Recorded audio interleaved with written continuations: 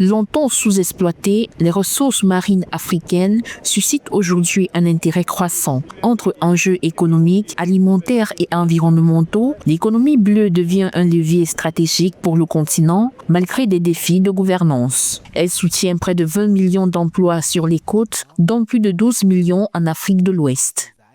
Le gouvernement souhaite que le pays optimise l'utilisation de ses ressources marines de manière responsable. Les citoyens comptent sur le secteur maritime et l'économie bleue pour résoudre efficacement leurs problèmes quotidiens. Pêche artisanale, transport maritime, tourisme côtier ou encore exploitation énergétique, les activités se diversifient. À l'échelle mondiale, les océans font vivre près de 3 milliards de personnes selon les données officielles, rappelant l'importance stratégique de ce secteur pour des pays comme le Sénégal, la Côte d'Ivoire ou le Ghana.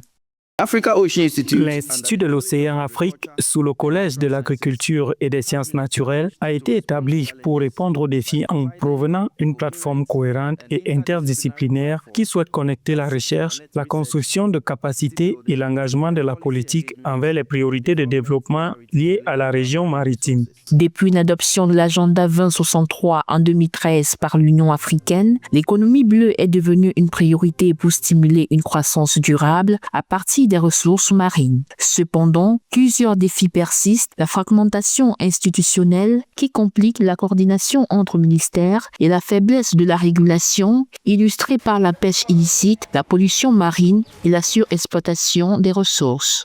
La mise en œuvre de l'accord sur la haute mer, ou j'utilise l'anglicisme BBNJ, sur la biodiversité, pour protéger la biodiversité en haute mer, est une très bonne nouvelle car à Nice, on a réussi à avoir les derniers engagements des États qui manquaient, en termes de ratification, pour que cet accord qui a été obtenu en 2023, l'accord de désastre, puisse rentrer en fonction pour être mis en œuvre par les États.